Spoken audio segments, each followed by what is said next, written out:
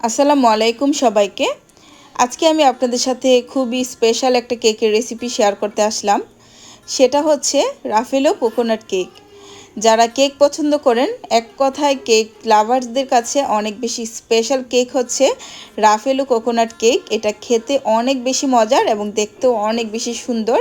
একটা শান্তি শান্তি একটা ভাইব আসে এই কেকটা। তো এই কেকের বেসটা হচ্ছে ময়েস্ট বেস, বাটার দিয়ে তৈরি, এবং এটার মধ্যে যে ক্রিমটা ইউজ করা হয়েছে সেটাও বাটার ক্রিম দিয়ে করা। তো বাটার ক্রিম তৈরি, কেকের বেস তৈরি, ডেকোরেশন এবং উপরে যে বলগুলো দেখছেন এগুলো কেক দিয়ে তৈরি করেছি। সব কিছুই আমি আপনাদের সাথে শেয়ার করব। তো আশা করব সব মিলিয়ে আজকের এই রাফেলো কোকোনাট কেকের A to Z রেসিপিটা আপনাদের কাছে খুবই ভালো লাগবে। এটা খুবই এক্সপেন্সিভ এবং খুবই পপুলার একটা কেক। যারা মূলত ময়েস্ট কেক পছন্দ করে তাদের জন্য খুবই একটা ফেভারিট কেক এটা। এই কেকটা দেশের বাইরে অনেক বেশি প্রচলন। আশা করব আপনাদের কাছেও খুব ভালো লাগবে রেসিপিটা। আর রেসিপিটা দেখে অবশ্যই ট্রাই করবেন একবার হলেও। একবার ট্রাই করলে এই কেকের প্রেমে পড়ে যাবেন। অনেক বেশি মজার একটা কেক। তো আশা করব রেসিপিটা অবশ্যই আপনাদের ভালো লাগবে। ভালো লাগলে অবশ্যই এরকমই মজার মজার এবং পারফেক্ট সব রেসিপি দেখতে আমার চ্যানেলটাকে সাবস্ক্রাইব করে রাখবেন এবং আমার পেজটাকে লাইক ও ফলো দিয়ে সাথে থাকবেন। প্রথমেই শুকনো উপকরণগুলো চেলে নিচ্ছি। একটা চালনিতে নিয়ে নিলাম 2 কাপ পরিমাণ এবং আরও 1/4 কাপ পরিমাণ ময়দা। এরপর এখানে দিয়ে দিলাম 2 চা চামচ পরিমাণ বেকিং পাউডার এবং সাথে দিচ্ছি হাফ চা চামচ পরিমাণ বেকিং সোডা। এবার দিয়ে দিচ্ছি এখানে কেকের টেস্ট বাড়ানোর জন্য গুঁড়া দুধ। এখানে আমি 2 টেবিল চামচ পরিমাণ ভরে ভরে গুঁড়া দুধ দিয়ে দিলাম। এরপর দিয়ে দিচ্ছি এখানে লবণ এখানে হাফ চা চামচের মতো দিয়েছি। আর এখন হচ্ছে দিয়ে দিচ্ছি ভ্যানিলা পাউডার। আপনারা অবশ্যই ভ্যানিলা এসেন্সও দিতে পারেন, সেটা ডিমের সাথে দিয়ে দিবেন। তো এখানে 1 চা চামচ পরিমাণ ভ্যানিলা পাউডার দিয়েছি। এটা কোকোনাট ফ্লেভারের কেক, তো এখানে কিন্তু কোকোনাট এসেন্স যাবে, তো সেই জন্য ভ্যানিলাটা আমি কম করে দিয়েছি 1 চা চামচ পরিমাণ ময়দা অনুযায়ী। তো এবার শুকনো উপকরণগুলো আমি খুব ভালো করে চেলে নিচ্ছি। আর যে কোনো কেক তৈরিতেই শুকনো উপকরণগুলো চেলে নিলে রেজাল্টটা বেশি ভালো আসে। তো শুকনো উপকরণ চেলে নেওয়া হয়ে গিয়েছে। এবার খুব ভালো করে আমি শুকনো উপকরণগুলোকে একটু মিশিয়ে নিব, যেন সবগুলো উপকরণ একসাথে মিশে যায়। মেশানো হয়ে গেলে এটাকে ঢাকনা দিয়ে ঢেকে আমি সাইডে রেখে দিব। আর অবশ্যই ঢাকনা দিয়ে ঢেকে রাখবেন, এতে করে বেকিং পাউডারের কার্যকারিতাটা ভালো থাকে। এবার অপর একটা মিক্সিং বলে এখানে আমি নিয়ে নিয়েছি 1 কাপ পরিমাণ আনসল্টেড বাটার। আর বাটারটা অবশ্যই এরকম সফট বাটার হতে হবে। ফ্রিজে নর্মালে থাকলে আপনারা কমপক্ষে 2 ঘন্টা আগে নামিয়ে রাখবেন, যেন এটা নর্মাল টেম্পারেচার চলে আসে এবং সফট হয়ে যায়। আর এখানে আমি 1.5 কাপ পরিমাণ চিনি ব্লেন্ড করে নিয়েছি। চিনিটা ব্লেন্ড করলে দ্রুত বাটারের সাথে মিক্স হয়। আপনারা চাইলে আস্ত দানা দিতে পারেন, সেক্ষেত্রে একটু বেশি পরিমাণে বিট করতে হয় আর কি। তো 1.5 কাপ পরিমাণ চিনি আমি একটু ব্লেন্ড করে নিয়েছিলাম। তো বাটারটাকে জাস্ট অল্প একটু বিট করে নিয়ে চিনিটা আমি এখন অল্প অল্প করে দিব আর বিটারের মিডিয়াম স্পিডে বিট করতে থাকবো, যতক্ষণ না পর্যন্ত বাটারের যে হলদেটা কালারটা সেটা চেঞ্জ হয়ে একটু সাদাটে হয়ে আসছে এবং ফ্লাফি হয়ে আসছে, ততক্ষণ আমি চিনিটা দিব আর বিট করব। আর এখানে আমি হচ্ছে জয়া বাটারটা নিয়েছি, রেডম্যান ব্র্যান্ডের জয়া বাটার। এটা বর্তমানে 600 টাকা কেজি। তো এটা একটু প্রাইস কম, কিন্তু এটা রেডম্যান ব্র্যান্ডেরটা ফ্লেভার ভালো আসে এবং টেস্টও ভালো হয়। তো এখানে দেখতেই পাচ্ছেন ভিডিওতে কিন্তু আমি দেখিয়ে দেখিয়ে করছি, আপনার ভিডিওটা একটু ফলো করবেন। অল্প অল্প করে চিনি দিব এবং বিটার মিডিয়াম স্পিডে বিট করব। তো আপনারা হচ্ছে ভিডিওটা দেখতে থাকুন কিভাবে কাজটা করেছি। এই পর্যায়ে সবার কাছে আবারও রিকোয়েস্ট করে যাচ্ছি, যারা আমার চ্যানেলে নতুন, চ্যানেলটাকে এখনও সাবস্ক্রাইব করেননি, তারা প্লিজ আমার চ্যানেলটাকে সাবস্ক্রাইব করে দিবেন। কারণ আমি সবসময় চেষ্টা করি পারফেক্ট রেসিপি, মেজারমেন্ট সহ সব কিছু A to Z perfectly share করার জন্য। আশা করব আমার চ্যানেলটা যদি সাবস্ক্রাইব করে আপনারা পাশে থাকেন, ইনশাআল্লাহ উপকৃত হবেন। তো কিছুক্ষণ বিট করার পর এখন কিন্তু আমি সাইডের হচ্ছে বাটার এবং চিনির মিশ্রণটা মাঝখানে এনে দিলাম, যেন খুব ভালো করে বিট হয়। এই পর্যায়ে এটাকে একটু সময় নিয়ে বিট করতে হবে। যখন দেখবেন যে এটা কালারটা চেঞ্জ হয়ে সাদাটে হয়ে এসেছে এবং এটা ফ্লাফি হয়ে ডাবল পর্যায়ে চলে এসেছে, সেই পর্যায়ে এখানে আমরা ডিম এড করব। দেখুন এটা ফ্লাফি হয়ে গিয়েছে এবং কালারটা কিন্তু চেঞ্জ হয়ে এসেছে। তো এই পর্যায়ে এখানে আমি ডিম এড করব হচ্ছে 4টা। প্রথমে 2টা ডিম দিয়ে একটু বিট করে নিব, তারপর আবারও 2টা দিব। আর ডিম দেওয়ার পর যখন বিট করবেন ততক্ষণ পর্যন্ত বিট করতে হবে যতক্ষণ না পর্যন্ত চিনিটা একদমই মেল্ট হয়ে যাচ্ছে। আমরা হাত দিয়ে একটু চেক করব, যদি হাতে চিনির যে কচকচানি ভাবটা সেটা লাগে তার মানে আরেকটু বিট করতে হবে। আর যদি এটা একদম স্মুথ হয়ে যায় তাহলে বোঝা যাবে যে এটা আর বিট করতে হবে না, এটা পারফেক্টলি বিট করা হয়ে গিয়েছে। যেহেতু আমি পাউডার সুগার দিয়েছি, এটা দ্রুত আমার চিনির দানাটা মেল্ট হয়ে যাবে। আস্ত দানার চিনিটা দিলে একটু সময় বেশি লাগে।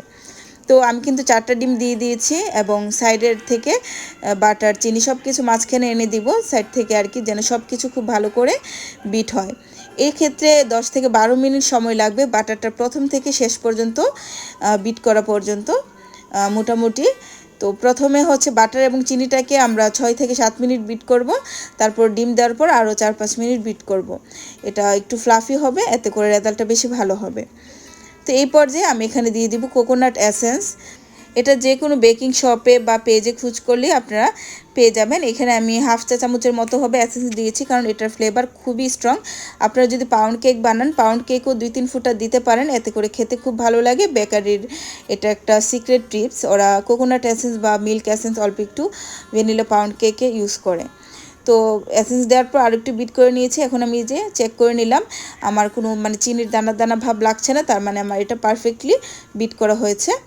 তো এই পর্যায়ে যে শুকনো উপকরণগুলো আমি রেখেছিলাম প্রথমেই চেলে, সেগুলো অল্প অল্প করে দিব আর বিটারের মাধ্যমেই একটু এভাবে ঘুরিয়ে ঘুরিয়ে আমি মিশিয়ে নিব। আপনারা এখানে হ্যান্ড উইক্স ব্যবহার করতে পারেন, তবে দরকার নেই। তো প্রথম ধাপেরগুলো মিশিয়ে নিয়ে আমি পরবর্তী সবগুলো দিয়ে দিলাম, এগুলোও সেমভাবে মিশিয়ে নিব। তো দেখতেই পারছেন আমি বিটারটাকে একটু ঘুরিয়ে ঘুরিয়ে হ্যান্ড উইক্সের কাজটা করে নিচ্ছি, একটু ভালো করে মিশিয়ে নিচ্ছি।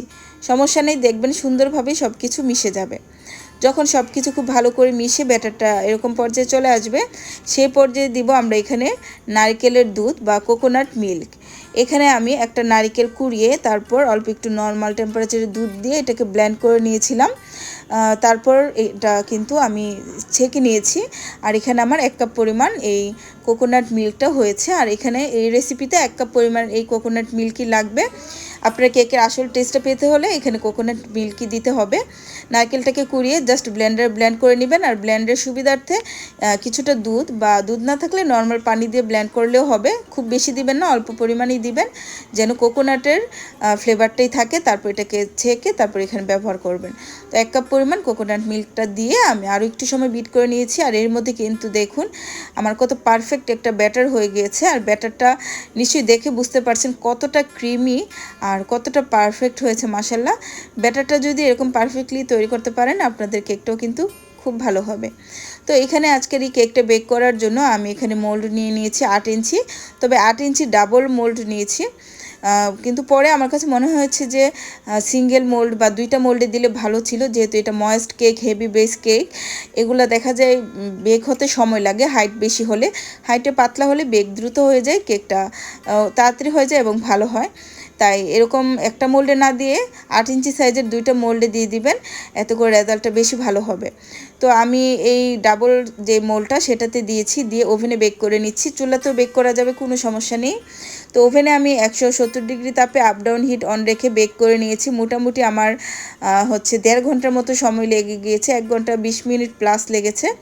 তো আমি এটাকে বের করে একটু চেক করে নিচ্ছি যে কেকটা হলো কিনা। তো আমি এখানে 1 ঘন্টা পরেই চেক করেছিলাম, আমার কাছে মনে হচ্ছে যে কেকটা মাঝখানে আরেকটু হবে।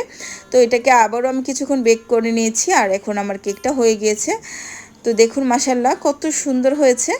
তো যেহেতু আমি একটু মানে হাইটটা বেশি হয়েছে আমার কেকটার, হতে সময় লেগেছে। তবে যদি একটু পাতলা মোল্ডে দিতাম, 2টা মোল্ডে দিলে দ্রুত হয়ে যেত, আমার 40 মিনিটের মধ্যে হয়ে যেত। তো যাই হোক, কেকটাকে সম্পূর্ণভাবে ঠান্ডা করে নেওয়ার পর আমি এটাকে ডিমোল্ড করে স্লাইসও করে নিয়েছি অফ ক্যামেরায়। আর স্লাইস করার সময় আমি সাইডের এবং নিচের যে ব্রাউন ব্রাউন কালারগুলো সেগুলো একটু কেটে কেটে বাদ দিয়ে দিয়েছি, কারণ কোকোনাট ফ্লেভারের যে রাফেলো কেক সেটা হোয়াইট যেহেতু হবে, হোয়াইট কালার কাটলে যখন এটা সব দিক থেকে হোয়াইট থাকবে, এটা দেখতে বেশি ভালো লাগবে। তাই নিচের এবং সাইডের ব্রাউন কালার অংশগুলো আমি বাদ দিয়ে এরকম করে স্লাইস করে নিয়েছি। তো কেকটাকে 4টা স্লাইস করে নিয়েছি। কেকটা মাশাআল্লাহ অনেক বেশি ময়েস্ট হয়েছে এবং পারফেক্ট হয়েছে। তো এখানে আমি হচ্ছে এই কেকের ডেকোরেশনের জন্য বাটার ক্রিম তৈরি করব, সেজন্য 1 কাপ পরিমাণ আমি নিয়ে নিয়েছি বাটার। এই বাটারটা আমি নর্মাল ফ্রিজ থেকে মাত্র নামিয়ে এনেছি, সাথে সাথে এখানে ব্যবহার করছি, কারণ এটা কিন্তু নামিয়ে রাখলে যদি ঠান্ডা ভাবটা কমে যায় ক্রিমটা ভালো হবে না। ফ্রিজ থেকে নামিয়ে সাথে সাথে কাজটা করতে হবে। তো এখানে মেজারমেন্ট কাপের 1 কাপ পরিমাণ বাটার নিয়েছি। তো নিয়ে এটাকে আমি বিট করছি। তো কিছুক্ষণ বিট করব, যখন এটা ফ্লাফি হয়ে যাবে এবং কালারটা চেঞ্জ হয়ে আসবে তখন এখানে আমি কনডেন্স মিল্ক অ্যাড করব। খুবই সহজ রেসিপিতে আমি এই ক্রিমটা তৈরি করে দেখাবো। তো এখানে বাটারটাকে একটু বিট করে নেওয়ার পর আমি সাইড থেকে আবারও বাটারটা মাঝখানে এনে দিলাম, তারপর আবারও একটু বিট করছি। তো যখন বিট করতে করতে এটার কালারটা চেঞ্জ হয়ে আসবে, সাদাটে হয়ে আসবে এবং বাটারটা কিছুটা ফ্লাফি হয়ে আসবে, সেই পর্যায়ে এখানে আমি অ্যাড করে দিব কনডেন্স মিল্ক। তো এখানে আমি কনডেন্স মিল্কটা জারটা খুলে নিয়েছি। তো এখানে আমি ফুল 1 কাপের মতোই কনডেন্স মিল্ক অ্যাড করব। তো মিষ্টিটা একান্তই যার যার টেস্ট অনুযায়ী অ্যাড করবেন, যে যতটুকু খেতে পছন্দ করেন মিষ্টি আর কি। তো আমি কনডেন্স মিল্কটা 2 থেকে 3 বার অ্যাড করব এবং বিটার মিডিয়াম স্পিডে বিট করব। তো প্রথমে কিছুটা কনডেন্স মিল্ক দিয়ে দিলাম, দিয়ে আমি কিছুক্ষণ বিট করে নিচ্ছি। বিট করে নেওয়ার পর এরপর আবারও আমি কিছুটা কনডেন্স মিল্ক দিয়ে দিব, দিয়ে আবারও কিছুক্ষণ বিট করব। আর এই ক্রিমের মধ্যেও আমি কিছুটা কোকোনাট ফ্লেভারের এসেন্স অ্যাড করব এবং কিছুটা কোকোনাট মিল্ক অ্যাড করব।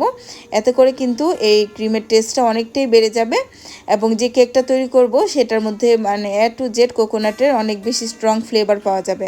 তো যারা নারকেল পছন্দ করেন বা নারকেলের ফ্লেভারটা পছন্দ করেন তাদের কাছে খুবই ভালো লাগবে এই কেকটা। তো এই তো দেখুন আরও কিছুক্ষণ বিট করে নেওয়ার পর কিন্তু এটা অনেকটাই ফ্লাফি হয়ে গিয়েছে। এখন অবশিষ্ট সবটুকু কনডেন্স মিল্ক আমি দিয়ে দিলাম এবং সাথে কিছুটা কোকোনাট এসেন্স দিয়ে দিলাম। আর এখানে আমি 1/4 কাপের মতো কোকোনাট মিল্ক দিয়েছি। হাফ কাপ নিয়েছিলাম, সবটুকু দিইনি, 1/4 কাপের মতো দিয়েছি। তো দিয়ে কিছুক্ষণ বিট করে নিয়েছি। তারপর আবারও সাইড থেকে ক্রিমটা মাঝখানে এনে আমি আবারও একটু বিট করে নিব। এর মধ্যে কিন্তু এই মজাদার বাটার ক্রিমটা তৈরি হয়ে যাবে। আর এই বাটার ক্রিমটা আসলেই খুব মজার ছিল, এটা তৈরি করাও খুব সহজ, যে কেউ তৈরি করতে পারবেন। তো এই তো এর মধ্যে কিন্তু আমার এই বাটার ক্রিমটা হয়ে গিয়েছে। আর ক্রিমের লুকটা দেখে নিশ্চয়ই বুঝতে পারছেন কতটা পারফেক্ট হয়েছে। আর একটি কথা হচ্ছে, এখানে যেই কোকোনাট মিল্কটা আমি ইউজ করেছি বাটার ক্রিমে, সেটা কিন্তু ঠান্ডা মিল্ক ইউজ করেছি। আমি নর্মাল ফ্রিজে রেখে দিয়েছিলাম, সে ঠান্ডা মানে মিল্কটা অ্যাড করেছি এখানে। আর কেকের মধ্যে যেটা ইউজ করেছি সেটা কিন্তু মানে নর্মাল টেম্পারেচারের ছিল। আমি আগে থেকে এটাকে নামিয়ে নর্মাল টেম্পারেচারে এনে আমি এখানে কেকের বেসে ইউজ করেছি। সবসময় মনে রাখবেন কেকের বেসে যে জিনিসগুলো ইউজ করবেন সেগুলো নর্মাল টেম্পারেচারের হবে, আর ক্রিম তৈরিতে ঠান্ডা জিনিস ইউজ করলে ক্রিমটা ভালো বসে আর কি। তো মাশাআল্লাহ পারফেক্ট ক্রিম আমার হয়ে গিয়েছে। এখন একটা পাইপিং ব্যাগে আমি ক্রিমটা ঢুকিয়ে নিচ্ছি, এতে করে কাজটা করতে সুবিধা হবে। তো এই তো দেখুন একটা ছোট করে ছিদ্র করে নিয়েছিলাম পাইপিং ব্যাগে। এবার আমি ফাইনালি ডেকোরেশন করতে চলে আসলাম। এখানে আমি বোর্ডে কিছুটা ক্রিম লাগিয়ে নিচ্ছি। লাগিয়ে নেওয়ার পর এরপর আমি কেকের প্রথম স্লাইসটা বসিয়ে দিলাম। এবার দিয়ে দিচ্ছি হচ্ছে সুগার সিরাপ। এখানে আমি অল্প করে সুগার সিরাপ নিয়েছি, তবে আমি এখানে 1 কাপ পরিমাণ সুগার সিরাপ তৈরি করেছিলাম 1/4 কাপ পরিমাণ চিনি দিয়ে। আর এই কেকটা হচ্ছে ময়েস্ট বেস কেক। এই ময়েস্ট কেকে নর্মালি সুগার সিরাপ না দিলেও চলে, তবে আমার কাছে দিলে ভালো লাগে তাই খুব অল্প করে দিচ্ছি, খুব বেশি দেইনি, অল্প অল্প করে দিয়েছি। তো অল্প একটু সুগার সিরাপ দেওয়ার পর এখানে আমি ক্রিমটা লাগিয়ে নিচ্ছি। আমি লেয়ারগুলোতে একটু কম করেই ক্রিম ইউজ করব, যেহেতু এটা বাটার ক্রিম কিন্তু দেখা যায় মোটা করে লেয়ার দিলে খেতে ভালো লাগে না, একটু পাতলা করেই লেয়ারটা করলে ভালো হয়, মানে মোটামুটি স্ট্যান্ডার্ডভাবে করব। আর প্রতিটা লেয়ারের ক্রিম দেওয়ার পর উপর থেকে দিয়ে দিব ড্রাই কোকোনাটস। এই ড্রাই কোকোনাটসগুলো অবশ্যই ইউজ করতে হবে অথেন্টিক রাফেলো কোকোনাট কেকে। আর ড্রাই কোকোনাটসগুলো আপনারা যে কোনো সুপার শপে বা বড় মার্কেটে খুঁজে পেয়ে যাবেন। এটা মূলত নারিকেলের গুঁড়া আর কি, ড্রাই করা। এটা দিলে নারিকেলের আরও বেশি স্ট্রং ফ্লেভার পাওয়া যাবে এবং খেতেও খুবই ভালো লাগবে।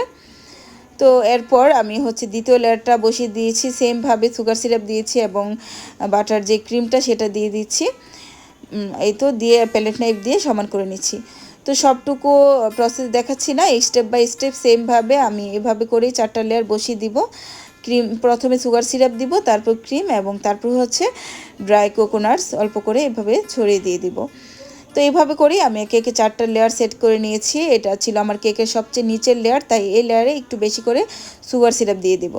তারপর অল্প একটু ক্রিম কেকের সাইডে এবং উপরে লাগিয়ে আমি কেকটাকে ক্রাম্স কোট করে নিব।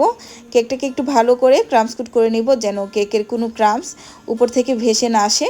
আর যেহেতু এটা হোয়াইট কালারের কেক এবং কেকে খুব বেশি ক্রিম আমি ইউজ করব না। আমি যতটুকু ক্রিম তৈরি করেছি এই কেকে যদি ওভার মানে ক্রিম ইউজ করি তখন দেখা যাবে কেক শর্ট পড়ে যাবে। তো সেজন্য আমি চাচ্ছি যে ক্রাম্স যেন কোনো রকমই উপরে ভেসে না আসে, কারণ এই সাদা রঙের কেকে ক্রাম্স ভাসলে সেটা কিন্তু বোঝা যাবে বেশি। তো যাই হোক, ক্রাম্স কোটটা আমি খুব ভালো করে নিয়েছি। তারপর পাইপিং ব্যাগের মাধ্যমে কেকের সাইডে এবং উপরে আমি অবশিষ্ট ক্রিমটুকু দিয়ে দিয়েছি। অল্প একটু ক্রিম রেখেছি, সেটা উপরে একটু ফুল দিব সেজন্য। তো আমার ক্রিমটা কিন্তু এখানে একদমই সমান সমান হয়েছিল। তো উপরের ক্রিমটাও একটু সমান করে নিলাম প্যালেট নাইফ দিয়ে, আর সাইডটা হচ্ছে স্ক্র্যাপার দিয়ে মানে সমান করে নিচ্ছি। স্ক্র্যাপারটাকে বোর্ডটা টাচ করে একটু বাঁকা করে ধরবেন, এতে করে দেখবেন খুব সহজে ফিনিশিং চলে আসবে। এই তো সাইডে আমার ফিনিশিং চলে এসেছে। তো তারপর আমি এখানে হচ্ছে উপরটা একটু সমান করে নিচ্ছি, এই তো। আর এখানে আমি হচ্ছে যখন ফিনিশিং চলে আসবে তারপর নারকেলের যে গুঁড়া বা কোকোনাট ক্রাম্স যেগুলো আছে ড্রাই কোকোনাট সেগুলো উপরে এবং সাইড থেকে আমি দিয়ে দিব। এতে করে এটার লুকটা জাস্ট অসাধারণ হবে। এটার যে অথেন্টিক বা এটার যে সিগনেচার লুক সেটার মধ্যে এভাবে করেই দিতে হয়। ড্রাই কোকোনাটস উপর দিয়ে থাকবেই থাকবে, উপরে সাইডে সব দিক থেকে। তো আমি ড্রাই কোকোনাটসগুলো কীভাবে লাগিয়ে নিচ্ছি দেখতেই পাচ্ছেন। যেহেতু আমার কোকোনাটস দিয়ে সাইডটা ঢাকা হয়ে যাবে, আমার যদি একটু কেক দেখাও যায় সমস্যা নেই। দেখুন এখন কিন্তু একদম ঢাকা হয়ে গিয়েছে। আর যে অল্প একটু ক্রিম রেখে দিয়েছিলাম সেটা দিয়ে আমি উপরে কিছু ফুল দিয়ে দিচ্ছি। এখানে আমি 2D নজেল মনে হয় ইউজ করেছিলাম। 2D আর 1M মোটামুটি একই ফুল হয়, জাস্ট সামান্য একটু ডিফারেন্স। তো এখানে আমি মনে হয় 2Dটাই ইউজ করেছি। 2D নজেল দিয়ে এখানে আমি মোট 8টা ফুল দিয়ে দিচ্ছি। তো ফুলগুলো দিয়ে দেওয়ার পর আমি উপর থেকে কিছু কেক দিয়ে তৈরি বল দিয়ে দিব। মূলত কেকের সামান্য একটু স্লাইস আমি রেখে দিয়েছিলাম, সেটা একটু হোয়াইট চকলেট গানাশ দিয়ে মাখিয়ে কেকের এই বলগুলো তৈরি করে নিয়েছি এবং উপরে কিছু কোকোনাটের যেই ড্রাই কোকোনাটসগুলো সেগুলো লাগিয়ে দিয়েছিলাম। আমি আবার বলি, অল্প একটু কেকের স্লাইস উপর থেকে আমি একটু রেখে দিয়েছিলাম, সেটাকে অল্প করে একটু হোয়াইট চকলেট গানাশ দিয়ে মেখে ভর্তার মতো বানিয়েছি। মূলত এটাকে কেক ভর্তাই বলা যায়। তো সেই ভর্তাটাকে গুলগুল বলের শেপ দিয়ে একটু কোকোনাটস ড্রাই কোকোনাটসের মধ্যে দিয়ে গড়িয়ে নিয়েছি। তারপর নর্মাল ফ্রিজে রেখে দিয়েছিলাম। এই বলগুলো সুন্দরভাবে সেট হয়ে গিয়েছে। তো আমার কাছে বলগুলো দেওয়ার পর মনে হয়েছে আরেকটু ছোটো দিলে হয়তো আরও সুন্দর লাগতো। তো আপনারা কমেন্ট করে জানাবেন। তো এখানে আমি 5টা বল তৈরি করেছিলাম, আমি 4টা দিয়েছি, জায়গার হয়নি। তো যাই হোক, এর মধ্যে আমার এই সুন্দর এবং খুবই মজার শান্তি শান্তি এই রাফিলো কোকোনাট কেকটা ডেকোরেশন করা কমপ্লিট। এটা এখন ওজন করে মানে দেখিয়ে দিচ্ছি। যেহেতু এটা হেভি বেস এবং বাটার ক্রিম, এটার ওজনটা বেশি, 1742 গ্রাম হয়ে গিয়েছে। এটার ওজনটা প্রায় হচ্ছে 3 পাউন্ডের কাছাকাছি ওজন হয়েছে। আর এরকম কেক যদি আপনারা মানে কাউকে বানিয়ে খাওয়ান, সে প্রশংসা করতে বাধ্য হবে। তো এখন আমি কেকটাকে কেটে নিচ্ছি। কেকের স্লাইসটা দেখলে আপনারা ওয়াও বলতে বাধ্য হবেন। মাশাল্লাহ, এতটা সুন্দর হয়েছে কেকের স্লাইসটা। এই তো দেখুন, মাশাল্লাহ কত সুন্দর হয়েছে, দেখেই কিন্তু মনটা ভরে গিয়েছে। কেকের স্লাইসটা এত সুন্দর ছিল, প্রতিটা লেয়ার অসাধারণ। তো আপনারা হচ্ছে কিন্তু এই রেসিপিটা অবশ্যই বাসায় সবার জন্য তৈরি করতে পারবেন, স্পেশাল গেস্টের জন্য তৈরি করতে পারবেন। আর পাশাপাশি আপনারা যারা বিজনেস করতে চান এই রেসিপি ফলো করে বিজনেসও করতে পারবেন। অবশ্যই খুব ভালো রিভিউ পাবেন ইনশাল্লাহ। আর এভাবে আমি যেভাবে তৈরি করেছি সেমভাবে তৈরি করলে এই রাফিলো কোকোনাট কেকটা কমপক্ষে আপনাদেরকে 1000 থেকে 1200 টাকা পাউন্ড রাখতে হবে। এবং এটা যেহেতু 3 পাউন্ডের কেক, তো এটার প্রাইসটা বুঝতেই পারছেন, এগুলা অনেক বেশি এক্সপেন্সিভ। তো আপনারা যেহেতু বাসায় তৈরি করতে পারেন তাহলে কিন্তু দাম এতটা পড়বে না, অনেক কম খরচে মজাদার রাফিলো কোকোনাট কেকটা টেস্ট করতে পারবেন, যেটা যদি আপনি অর্ডার করে আনেন অনেক দাম পড়ে যাবে। তো আশা করবো সব মিলিয়ে আমার আজকের এই রেসিপিটা আপনাদের উপকারে এসেছে এবং ভালো লেগেছে। তো রেসিপিটা ভালো লাগলে অবশ্যই রিকোয়েস্ট থাকবে আমার চ্যানেলটাকে সাবস্ক্রাইব করবেন, পেজটাকে লাইক ফলো দিয়ে আমাকে সাপোর্ট করবেন। কারণ যদি চ্যানেলের ভিউ ভালো আসে ভিডিওর এবং লাইক সাবস্ক্রাইব বেশি আসে তাহলে কিন্তু কাজের আগ্রহ বেড়ে যায়। তো আজকের মতো আল্লাহ হাফেজ।